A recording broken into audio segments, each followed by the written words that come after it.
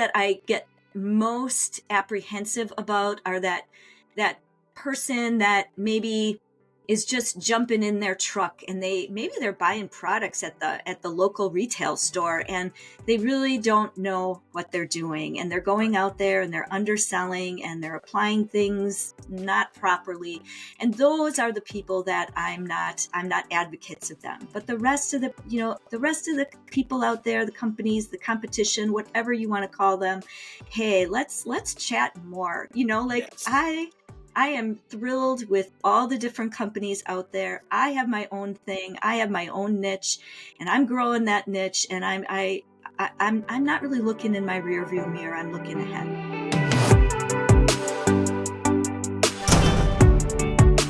I am here with Patti Beres at Be Green Pro, and myself, Ben Gonzalez, Vice President of Communications at Picket Team Management, and the one and only Pet Waste Millionaire, McCoy. And we're here to have a relatively open-ended discussion and talk a little bit about lawn and landscaping industry trends, how we run our businesses, and just generally have a super open conversation. So Patti, thank you so much for joining us and being open and available to be here with us today. Thanks so much for having me. I'm looking forward to it. Awesome. So for our audience, would you mind, Patti, just sharing a little bit about, we actually were just talking about your home office and what that looked like with your family and what those dynamics were. And it was super interesting. You don't have to backtrack necessarily, but would you mind just sharing a little bit about the start of Be Green Pro? You bet. So we have very humble beginnings, but my children must have been probably around 13, 14, and just turned 16 when Be Green started. And we started really out of kind of a necessity. So one day my kids were home after school, and it was March, and we were just taking an after school walk like we did every day. We had 2 dogs and these 4 kids and me. We're walking down our road in our neighborhood, and we see a lawn care company out doing services in mid-March. The ground was still frozen. There was still snow on the ground. And I have been a long time advocate of planet, and my husband is in the lawn and landscape industry in a different part of it. He does formulating and manufacturing. And so just vicariously and just because of my love for the planet, I know a lot about the lawn and landscape industry. And I really have been advocating for a long time for more natural products and more natural service. And so when I saw this landscape company out doing, fertilization and weed control in February, when there's not even anything growing, I kind of got mad, and I spouted off at my mouth to my kids. And I said, if we had a lawn care company, we would do things so much different. And my oldest son, who had just turned 16, he said, well, then Mom, why don't we? And at that moment, time kind of stopped. And, you hear that in movies or, in books that, things just kind of slow down. And in my heart, I started to think, wow, I have this convicting moment right now where I either teach my children that we spout off our mouth or we make a difference where we have knowledge, skill, and ability. And so I said, you know what, Robbie, you are right. We're going to do something. We're going to go home and we're going to see what we can come up with. And my oldest son, Robbie, and he was a high schooler, and we created an email letter and we sent it out to all of our friends in our email inbox, all of his teachers, all of his friends from school. And we started out our company that spring with about 25 clients that, took a chance on us and believed in what we stood for and what we said we would do. And now we serve about 2,500 clients in southeastern Wisconsin. And we've been in business. We'll be going into our 14th spring season, and we love what we do. That's so cool. And I love how your family was involved in that whole process. Like it wasn't just yours, that it was a very solo journey, that it was very quickly about bigger and beyond yourself, and your family was involved in that process. So did you have any formal education in agronomy prior to? I know you said you have a love for the planet, but did you have any other formal training prior to starting? I would say Probably not in any traditional sense. I really a big believer in lifelong learning. So I am always researching things, looking things up. I go to a lot of the area symposiums. Anytime we're lucky enough, we have UW Madison, which is a leader in the industry. They have a horticultural degree program there, and they're always hosting, small seminars. I try to go to those as often as possible. But yeah, I did a lot of my own private research, and we have it in our family, I guess. Part of my family owns a lawn and landscape company, aside from my own. And again, like I said, my husband has been working in the industry. He actually worked for one of the original landscape companies back in the late 80s, ChemLawn. He worked there, and he, has moved in different, places within the lawn and landscape industry from there. And he actually does still continue to have his own position outside of my company with a manufacturer and formulator. So he does peek his head in and work with my company as our horticultural expert, but he does have his own job outside of our company. And two of my sons still work here at Be Green Pro, so we're very proud of that. And at some point, many family members have worked here either full-time or part-time, and we continue to maintain that kind of family feel in our company.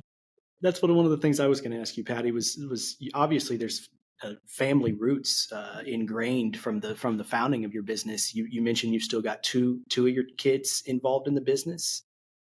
Yes. I'm curious how what they do and how that dynamic works.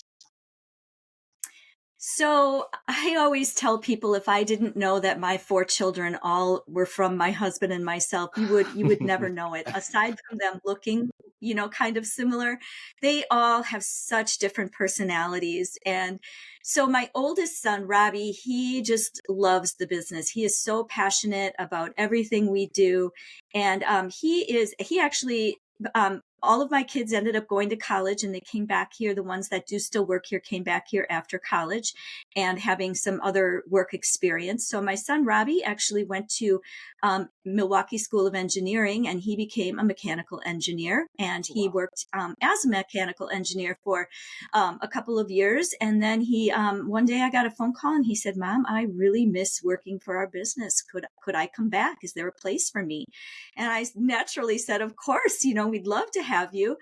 And so he does a lot of he designs our equipment. Like, he designs our trucks. He makes them always more ergonomic. We actually have them manufactured down in Florida. So he creates a lot of the designs for our trucks and how we store, and tries to make us more efficient.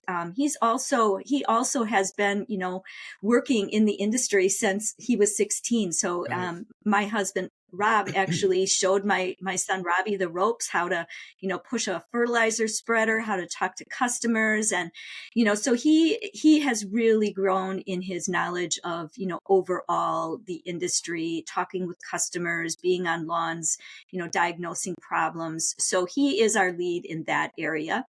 And then my son, Jeremy, who is my third child. So I have three boys and then a daughter. So Jeremy is my youngest son. And he is our operations manager. So he has got a great business head, great finance head, and he actually went to college for those things, business and finances. And so he runs that department. I truly am like that entrepreneurial spirit. I'm not always great at the operations part of it, but boy, I can tell you what's gonna build our company next. I can vision the future. I can see where we're going next.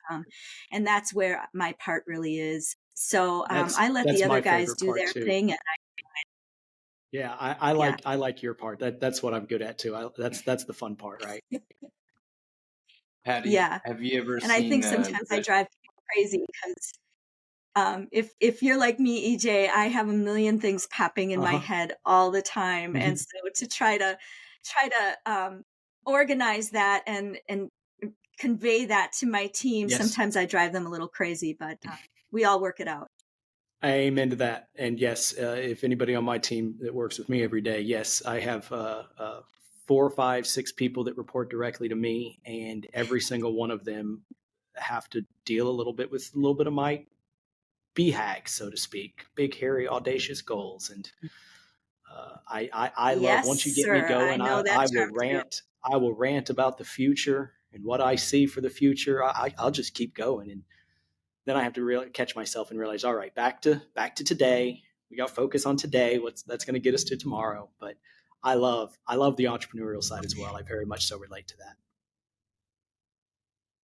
Me too. And it's so exciting. And, I think just like you, I have these visions of where we're going and what we could do to help people. That was the big catalyst for starting this. It's not just about lawn care or landscaping for me. It's really about how do we help people live, better lifestyles, healthier lifestyles? How do we let people know, what really makes your property healthier? How do we build connections between people and nature and family?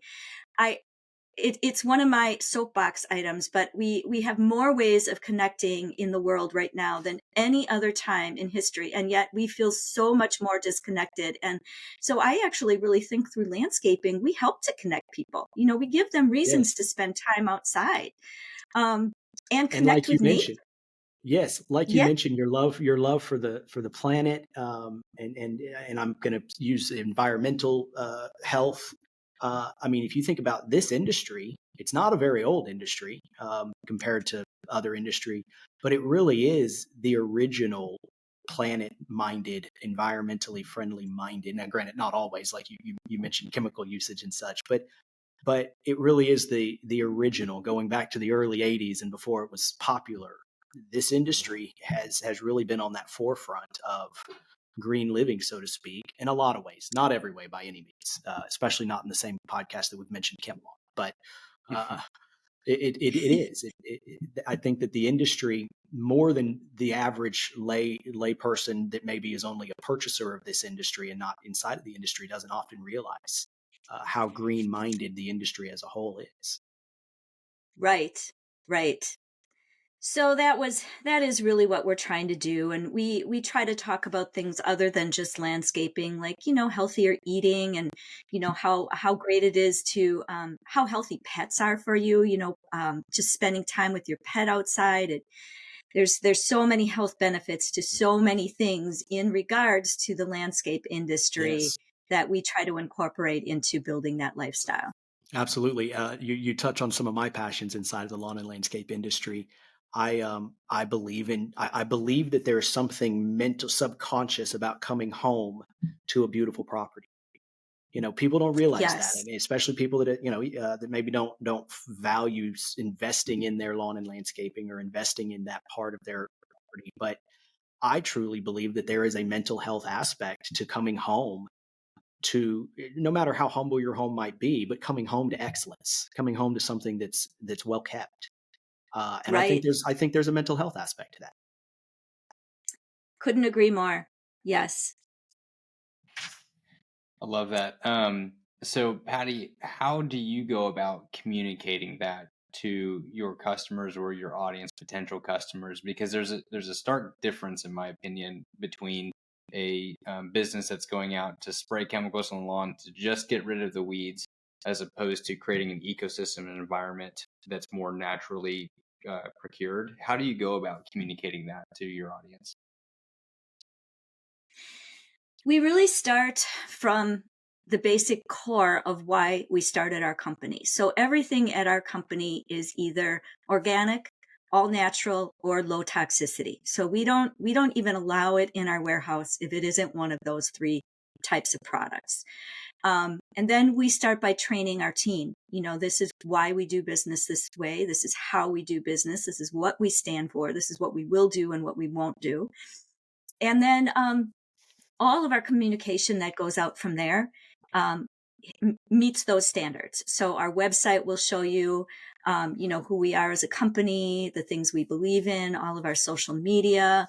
Um, we're getting better at communication. I am not the most tech savvy person, and as a small business, we have to be careful where we spend our revenues. And so I just recently hired a young man who actually was one of our technicians, our lawn technicians this summer. He's a college student, and he over the winter he has been coming in and helping with marketing. So we just built a really cool newsletter that we're sending out to our clients with really good reviews. It's not we're trying not to really make it a boring newsletter, but we're trying to make it about connections. We talk about pets, some of our favorite pet products. We do talk about, what services, we're featuring, in a certain month. We talk about maybe some environmental challenges, what kind of snow we're getting. In the spring, we're hoping to talk about some invasive species, but we're trying to really talk about more than just, hey, how's your lawn look? Yes, we want to give you some good pointers for, mowing and watering and some of those standard things that you expect in a lawn and landscape newsletter. But we're trying to make it a further reach from there. So really, it's weaved into every part of the fabric of Be Green Pro that we stand for something more than just application based lawn service. We're working to really build a culture of Mhm. green in not the greenwash sense, but a real Right. natural sense.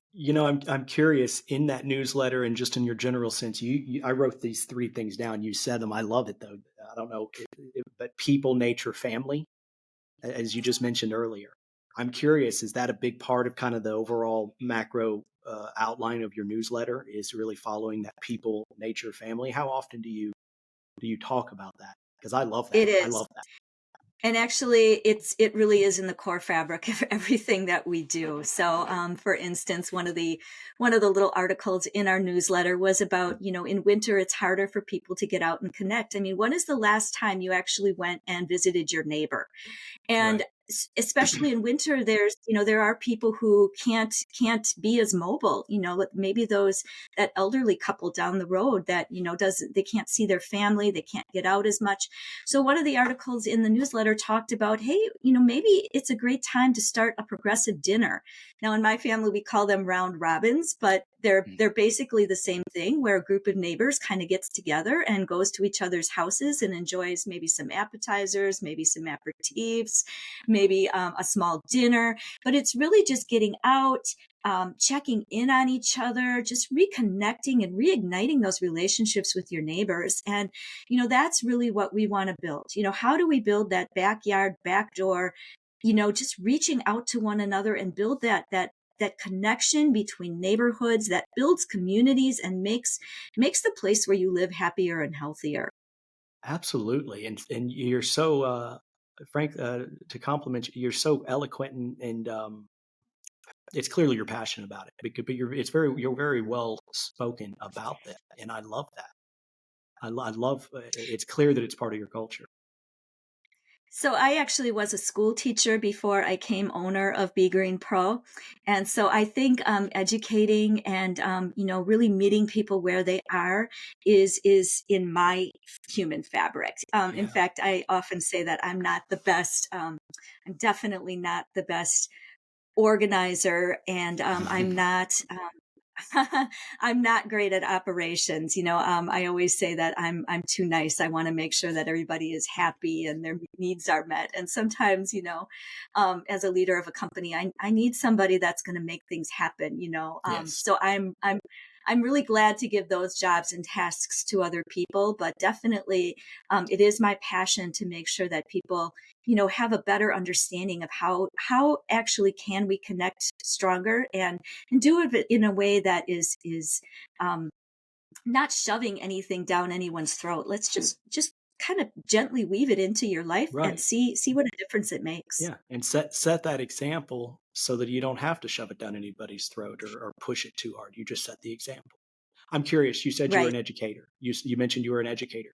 So you were Yes. telling your story earlier. It's like time slowed down when your son threw out the idea. Well, why don't we start? Where you were an educator at that time. I'm curious how that transition was.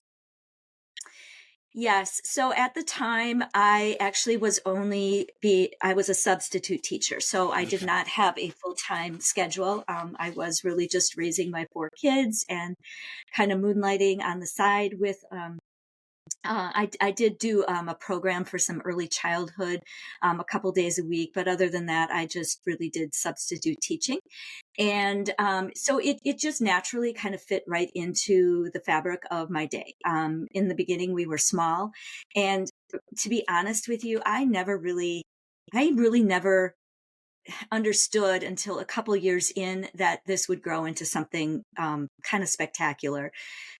In the beginning, I just thought, well, this is a great way to teach my kids about business. They can earn some money to go to college. I just really wanted to teach my kids work ethic, and I thought, a lot of places that's not always taught. Right. I know there's really great places to work, but there's also some places that really aren't teaching that. And I thought, I have that. I actually used to be in the military before I was a mom, and if the military does one thing, they do teach you great work ethic. And so I feel Yeah. like I really could teach my kids that and my husband as well. So I just really, in the beginning, thought, we might do this for a little while, and the kids will go to college, and then we'll see. But it became pretty clear, pretty quickly that we really had something that people wanted. And so we kept growing it. And a lot of times I still felt, well, we'll see what happens next year. And then, now we're just in that mode where we want to offer this to as many people as we can. Fantastic. And so, yeah, that leads to another question I've gotten. Ben, I'm sorry You're to good. I've throw, got like 16,000 questions but ready to go. but now I want to hear. We talk a little bit about the past and the history. Now I want to talk a little bit about, like, okay, so what is the long term goal now? What we call around here the BHAG. What are you working towards? So we are currently doing a lot of groundwork. Let's just say that we're really training ourselves up on being bigger and better leaders. So I know I came and visited Chorby with a mastermind group that I do through Simple Growth, and we are doing programs like that to really um, know how we can grow ourselves into the future with that, Yes. with our leadership team. We are trying to put all of our processes and procedures into place so that we can kind of have a seamless growth plan. We do have a plan to have 5 locations within the Wisconsin area. We have kind of a 5-year plan for that. And so we're just doing the groundwork right now to be able to offer this on a bigger scale. And we do get people that, call us all the time from other states and say, I really wish we had somebody like you in our area. There really just aren't a lot of people like me. There are a couple of really great companies, definitely. I will say that, we that do similar type of work, really in the organics and the natural area. And, I think the biggest question that we get regarding our service is, does it really work? And we have, again, we have about 2,500 clients that can attest, yes, it really does work. Right. And if you think back to ancient days, before we had chemicals, farmers and people who grew things, they had to come up with natural ways of keeping their fields fresh and nutrient rich. And, when you think about black soil, that's why they had crop rotation, so they could get nutrient rich compost and organics growing in those Yep. fields to build that Yep. soil. And our concepts are much the same. We're just really out there trying to grow the best, um, have the best plant growth that we can. And then when we get those dynamics of the biodynamics of microorganisms and growing composted soil and those things going, well, then the rest naturally falls into place, right? When the Right. grass is thick and green, there's no room for weeds or disease or insects to kind of infiltrate. So if we kind of keep those concepts at our fingertips, that's really the core of what we do, and it really does work. But there is really not a lot of people out there like our Right. No, company you're doing what exactly we right. do. And So we do see that need. We definitely, it might be a smaller niche right now, but people definitely are, they are paying for the kind of service that we offer, and a lot of it has to do with health of their themselves, their children. Um, maybe people are concerned about maybe they've had a scare, like a cancer Yeah. scare, or maybe their children or grandchildren play outside a lot, and we're really advocating The for that. That's dogs. what makes us healthy, get outside, Yeah. Yeah. But the other big catalyst is pets. We're seeing a lot of, Yeah. more and more cancer in pets, and people love their pets, and rightfully so. And so we're really trying to, meet the needs of those people who want a more natural place to play outside. Absolutely, absolutely. And so I'm curious. You mentioned there's not. I mean, even nationally, there's not a lot of um, companies that are doing things the way you're doing them. I'm curious. Do you have direct competition in your market where they're doing the things that's similar to what you're doing, or are you pretty well unique? You have your unique selling proposition in these that your process to where you really don't have. You obviously have competitors. True Green's probably up there, Right. but are they really Absolutely. not competitors because they don't the products they're using aren't even close to the same? Do you have direct competitors? Yeah, I'm correct. curious. Definitely correct. I really believe competition is relative and competition is healthy. We do have one national brand of more natural care in our area, and I really don't see them as competitors in the lawn and landscape industry. I really think that having different options is really it's really positive, and Yes. not everybody wants the same thing, and that's okay. We are not going to be the least expensive option for care, and our customers know that, but they value what we offer. They value the higher level of service. They value the higher level of training that their technician on their property is going to have. They value the higher level of products. Um, and I really do think, I mean, look at how many landscapes there are out there. There is room Hmm. enough for us all, right? It is the landscape industry is a beautiful industry. It's a great place to make a living. And yeah, I think the ones that I get the ones that I get most apprehensive about are that person that maybe is just jumping in their truck, and they're buying products at the local retail store, and they really don't know what they're doing, and they're going out there and they're underselling and they're applying things not properly.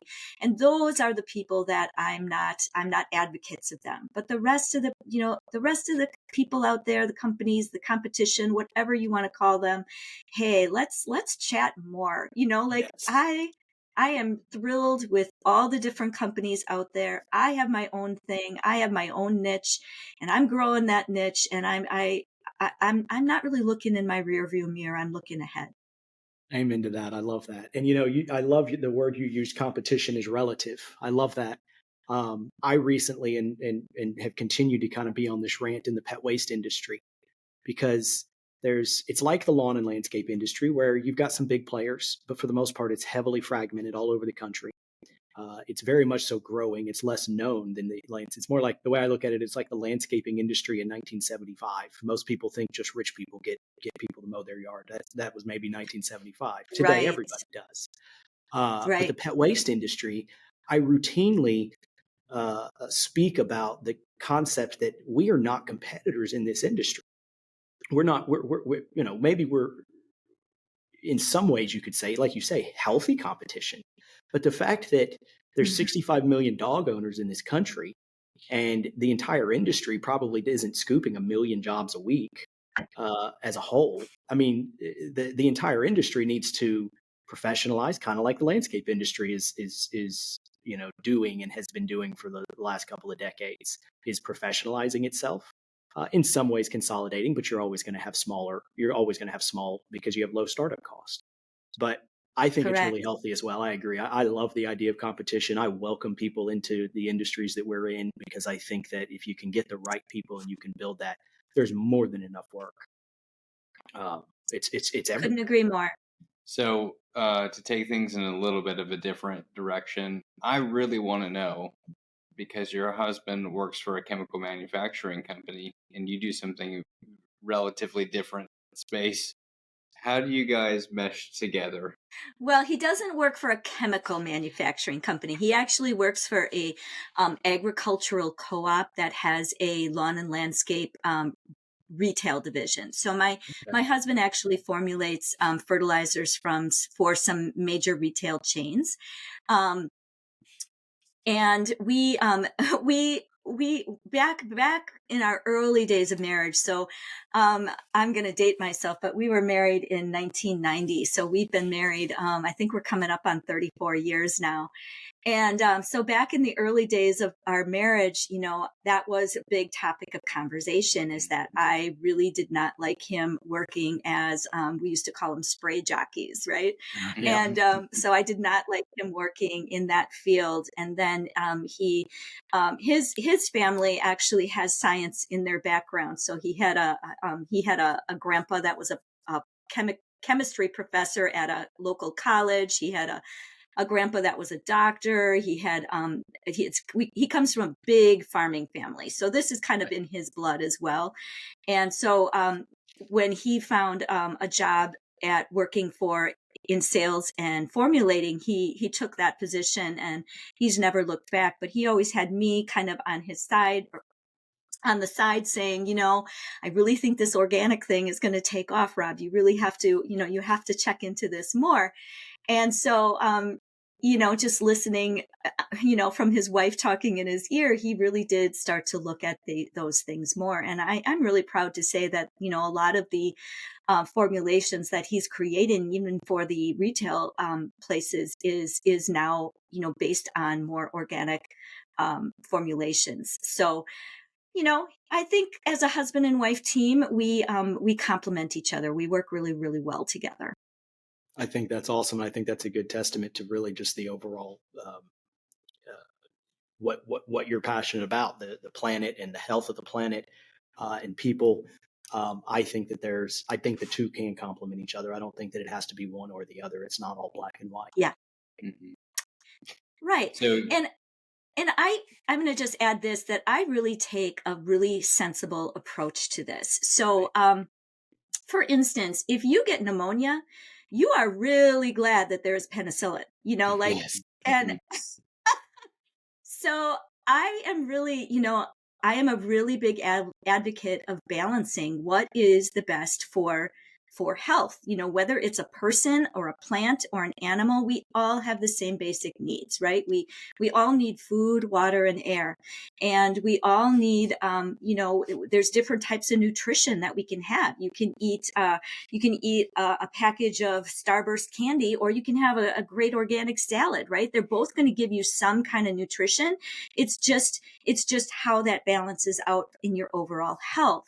And so I'm a really big advocate of that. Like, if we can use if somebody has a beautiful tree on their property, and it has a disease that we can cure with a heavier chemical base, and we can save that tree, well, we balance out, is that tree healthier for the environment if we use a little bit of this, this medicine really Yeah. one time, to save that tree? Is that the better balance? And so, we are always looking at those aspects. Am I a crunchy person, a crunchy mom, if that's the term?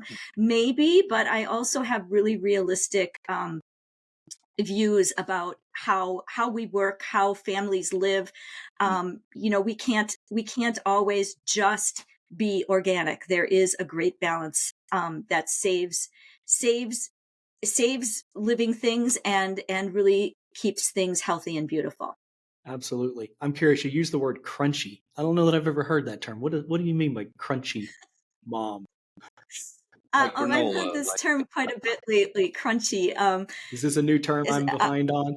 I think it's for people who don't allow like junk food in their house. Okay. And That's I am probably to an why ex- I've never heard of the you know word. natural cleaners, no junk food. I am to an extent one of those people, but I have my bag of Cheetos on the counter every Right. once in a while as well. So, balance Interesting. everything.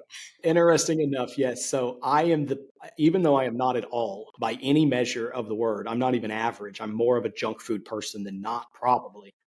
Ben would definitely tell you I am because he's very much so he's very much more health minded than myself. But at my house, we have we were in that habit. I've got a 7-year-old daughter and a 12-year-old son, and we've been in that habit of just really abundance in things that we like, which are chips, lots of chips at our house, and a lot of sweets. But my 7-year-old has such a sweet tooth, and she just binges. And we'll go outside and we'll find wrappers and specifically Cheetos. She loves those puffy Cheetos that are so bad for you. And so finally, just in the last probably 3 to 6 months, I've become, I guess, that crunchy parent because I'm literally like, I'm telling my wife, if we don't like if we're not eating it, just if it's got sugar in it or if it's junk, stop buying it. Like our kids, they're going to come up with junk food. Even if we ban them from it, they're going to find it. Like it's everywhere. Yes. So I was like, we just got to stop buying it. It's going to show up anyways. And she's actually done really good. We've done really good. We just stopped buying it. We eliminated it in a lot of ways, unless we like it, which we've gotten better as we're getting a little bit older as well, but a little more mindful of that sort of thing. But I'm going to go home. I'm going to tell her I'm the crunchy parent. Yes, I think that's the right term. I've heard it quite a bit. But that is really kind of what we advocate for is just, one thing makes a big difference. And everything in moderation is really what I try to tell my kids. But I've always been this mom, just so people kind of know where I come from. I used to make my kids compost when they were little. And before composting was even a cool thing to do, I was the composting mom. And I was always very, as an educator myself, when I had an opportunity to, help the kids' classroom or volunteer, I would definitely step in and do that. And I would always be the mom, not letting kids throw their lunch in the garbage can and embarrassing my kids in multiple facets from things that I did or things that I said, but they grew up learning to appreciate things. Not, food waste is a big thing that I there's so much food waste and so many hungry people, and so I just am a really big advocate for buying what you need. Let's just those simple little things. We don't have to make huge drastic changes in our life because nobody can live with that, but just the little things that you do every day that create that little bit healthier lifestyle. Elaine, my kids, we didn't completely eliminate things. We had Friday night movie night when my kids were little, and just so people know, my kids are all grown now, so I'm reaching back here a little bit, but we had Friday night movie night, and it was a big thing in our family. We went to the grocery store after school on Friday night, and all the kids got to pick out one favorite treat, and we threw a big picnic blanket on the floor, and we'd spread out all those treats, and we'd have some kind of dinner that would be on the picnic blanket as well, and then it was a free for all on Friday night, and the kids just loved it, and they talk about those times. So we definitely we weren't just all health food all the time, but everything in moderation, and then it makes it easier to implement those small changes in your life that make a big difference. Yes, that's great wisdom right there. Moderation, and um, be wise in what you eat and the environment you're around, what you put Yes. in and what you're around.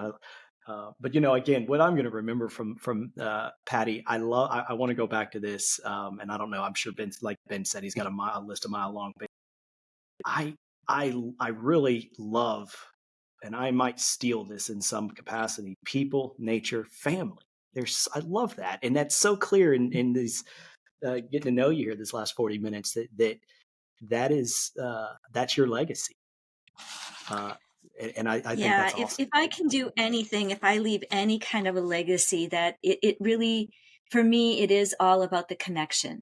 It is in every core thing that we do at my company is about connection, whether it's connection with family members or friends or neighbors or community, whether it's connection with the planet. Like people have forgotten that is our home. Without our planet, we don't have a place to live. And I shouldn't say people have forgotten. They're not as close to it as we used to be. I love to tell people, stand outside in the grass in your bare feet. Feel that energy. The planet has an energy. It's not just it's not just dead soil and dead rocks. There are millions of microbes in that soil. In a healthy soil, you got so much going on in there. And there is this pulse, this energy that the trees and the plants and the wind, if I can just get people to reconnect with that a little bit, it's calming. It's so good for your health. It removes stress. It encourages people to get more exercise, like walking outside, and spending time with other people outside. Yes. I'm just so dynamic about the connections. And so that is at the core of everything that we do here. So when's your book coming out? I actually do have some thoughts in mind for that. So Well, we'll see. if you need a good idea for a title, I think People, Nature, Family is a great start, or something along those lines, because I think that's awesome. And yeah, good question, Ben, because I don't disagree with you. Look, most people who know me would not consider me by any means an environmentally minded person necessarily. I don't talk about it on a daily basis. I'll admittedly, I'm not overly passionate about it, but everything you're saying is absolutely true. I completely agree with you all the way down. And I remember I was introduced to this just in the last 12 months. One of our colleagues here at Shoreby, Drew, he shared with me a YouTube video of a guy actually talking about the synergy between just standing on bare ground with your bare feet. And I don't remember the science and the details of it, but you mentioned it and it reminded me of that. And I absolutely believe it. I absolutely believe in that. Now, as a Christian, I look at it, I think there's a spiritual element to it all. But I very much so relate and agree with what you're saying and how you say it. I love it. And I do think I would encourage you write about it, because I think you speak about it well. Yeah, you speak about being a Christian, and I am as well, but I'm very open to whatever people's idea of their creator is. And in my mind, though, I guess the one thing that's hard for me to not be open to is that we don't have a creator. That's really hard for me to be open to that, because there is just too many things that fall into exact place that work, like you said, symbiotically with each other, and in such perfection that it seems like it just can't be an accident. Yep. And when I look outside into nature and I see, the small things, starting from, maybe like our pollinators, and how there are the perfect elements of a pollinator to be able to gather pollen and fertilize more plants, and to the larger aspect of our perfect temperatures in water. I mean, there's so many, I can't even get into it, but down to the smallest detail. Our planet was created specifically for us to be stewards and just take in all this beauty and wonder. It's an amazing place. I completely agree. And yes, I think science and creation, I think they complement each other. And I think the more we get as humans, the more we develop our understanding of nature and science, I think the more clear it becomes in what you're saying. I couldn't agree more. Absolutely. Patti, have you experimented much with taking many of these elements and publishing them on social media? I do what I can. It's hard to find all the time. And like I said, I'm not super tech savvy. And I think that is something that escapes me a little bit. Technology moves so quickly. And every time I learn maybe a technique to make a cool, a cool post, it seems like the next great thing is Uh-huh. out there, and my posts just aren't as they're just not as good as you know what I see other people making. I do a little bit. Do So yeah, if I could say that is one area where I would like to improve, and could I do so much more? Absolutely, that's an area that two, I'd like to grow, um, and two definitely things getting that this have message helped out. me. Yeah, two things that have helped me. Recognizing that no matter what, I mean, nobody's perfect at it the first 50 times they do it, or for that matter, the first Mhm. 500 times. But when you've done it 1,000 times, you're probably going to be pretty comfortable and pretty awesome doing it. So let's just practice till we get to 1,000 times. But then the Okay. other one that helped me, because then, okay, so that was easy enough to kind of figure out. But then it's like, okay, now it's actually doing it, like executing. And like you said, finding the time, knowing the trends and understanding the trends. I can't keep up either. I totally understand. I was joking just before we got on here, that today might be the day that I learn how to use the green screen thingy majig. Mhm. And I say thingy because I barely even know what that means, but I kind of know what it means. I'm not very savvy. So the other side of that is, it's like anything else when you're building a team, figure out what you're not so good at, and find people that are good at it that you can add to your team. And then it becomes a matter of resource. And like you said, in this industry, it's so hard to put the resource into that when really every bit of your dollars really need to go directly to getting clients like Mhm. today and tomorrow and next week, not necessarily 5 years from now. Finding that Right. balance has proven challenging for sure. My daughter and I actually started a podcast called Reconnect, and we talk. It's a mother-daughter conversation about just some of these things that we're talking about here today. And we created about 8 episodes with a company that we hired. And my daughter's a pretty unique individual in her own right, and she does a lot of ecological work. But she's 23 now, and she has spent a lot of time in different countries: Ecuador, Panama, Galapagos. And she's done quite a bit of work and research in the field of biology. And Oh, wow. so she was actually in the Galapagos when we were trying to do our podcast, and we just ran into so many technical difficulties that I think finally um, my daughter got kind of frustrated with it all, and we never got it published. But I'm still trying to find that mode of we have these episodes, and I really want to continue doing this. So we'll get it out there. Kind of like you say, the person that doesn't give up eventually ends up making it happen. So that's Yes. kind of been my mentality with business all along, and so I'm definitely not giving up on any of this. And we do have a Facebook page and a Instagram page that we post on, and we have a website where we do some blogging. But yeah, that this is one of my areas that I want to grow for sure. Yeah.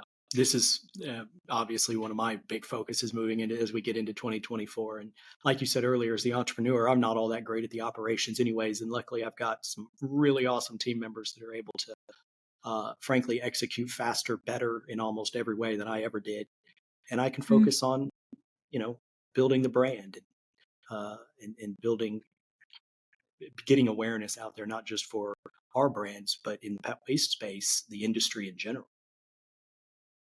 Yeah, That is a big thing for me, is that I hope that I can be an influencer on the industry. I hope that on a grander scale, the bigger companies are watching, and they're seeing what we do, and it influences the decisions they make in the future as well.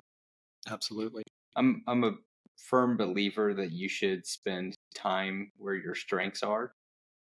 And I think that if your strength is writing and it comes easier and more naturally to you, you can leverage technology to help you produce it at scale.